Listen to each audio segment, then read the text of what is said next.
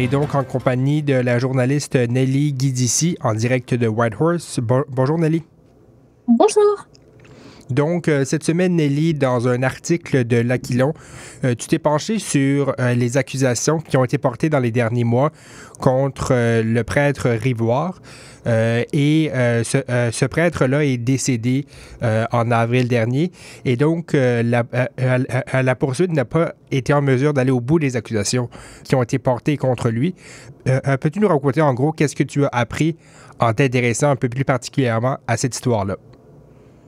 Alors, juste pour rappel, cette histoire concerne donc, comme on vient de le dire, le prêtre Oblat Joannès Rivoire qui était missionnaire Oblat dans le Nunavut des années 60 jusqu'à 1993. Et plusieurs plaintes avaient été déposées à son encontre pour des faits d'agression sexuelle. Sauf qu'au moment où ces plaintes ont été déposées, le prêtre avait quitté le Canada pour la France. Il avait la double nationalité, il était franco-canadien. Et depuis 1993, il n'était jamais retourné au Canada. Il n'avait donc jamais fait face à la justice canadienne, même si jusqu'à son décès, il y avait encore un mandat d'arrestation qui avait été émis contre lui, qui était en vigueur. Donc, c'est vraiment une affaire emblématique de la recherche de justice que les victimes inuites et leurs familles étaient vraiment à la recherche de cette justice dans cette affaire-là. Et malgré plusieurs tentatives d'alerter l'opinion publique, de demander au ministre de la Justice canadien de faire quelque chose, et également auprès du pape, lorsque le pape est venu au Canada en juillet 2022 pour s'excuser auprès des victimes des pensionnats.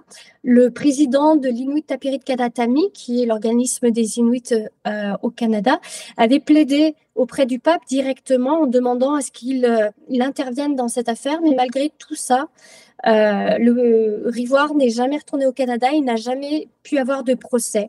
Il est décédé donc en avril de cette année. Et au cours de tes recherches, Nelly, tu as appris qu'en janvier 2023, une pétition française a été lancée pour demander l'extradition du prêtre Rivoire. Peux-tu nous en dire un peu plus à ce sujet-là? Oui, alors cette affaire qui a quand même eu de nombreux rebondissements et qui a fait des remous tant au Canada qu'en France. En tout cas, des associations qui viennent en aide aux victimes d'abus sexuels commis par des personnes de l'Église ont décidé de prendre cette affaire de leur côté, de manifester également en France. Et dans le cadre de leurs actions, ils ont également ouvert une pétition numérique, donc c'était en janvier 2023, pour demander que la France extradie Rivoire et l'envoie au Canada afin qu'il fasse face à la justice canadienne. Donc, ce sont vraiment des citoyens français qui ont mis en place cette pétition. À ce jour, elle est toujours ouverte, la pétition. Elle a récolté 29 201 signatures.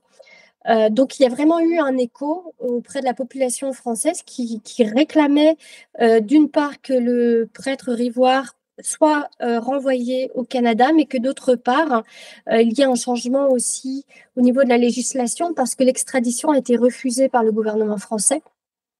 Le gouvernement français n'extradie pas ses ressortissants français et c'est la raison qui a été invoquée par le garde des Sceaux, le ministre de la Justice française, pour refuser la demande d'extradition qui avait été demandée par le gouvernement canadien.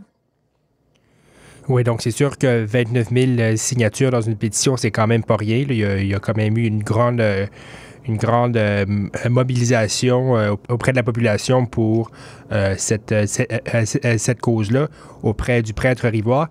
Et donc, on sait qu'il va y avoir une enquête indépendante qui est présentement mandatée par les Oblates.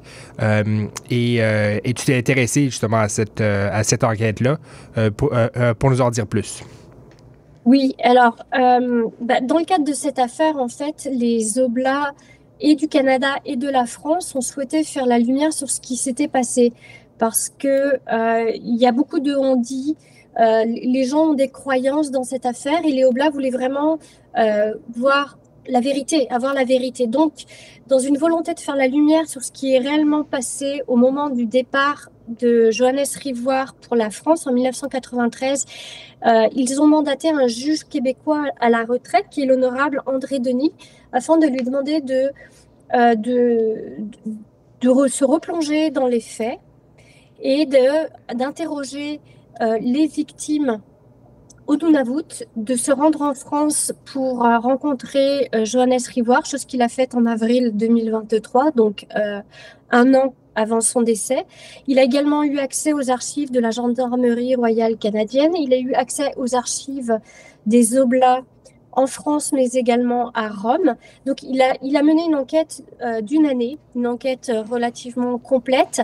Et son rapport, il a rendu dernièrement. C'est un rapport de 57 pages pour lequel je travaille sur un article, en fait, qui sera à paraître la semaine prochaine dans l'Aquilon sur ses conclusions.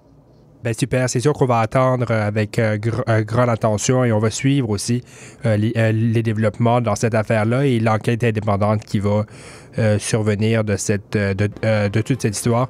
Nelly Guidici, merci beaucoup d'avoir pris le temps avec nous. On se reparle bientôt pour une prochaine converse. Merci, au revoir.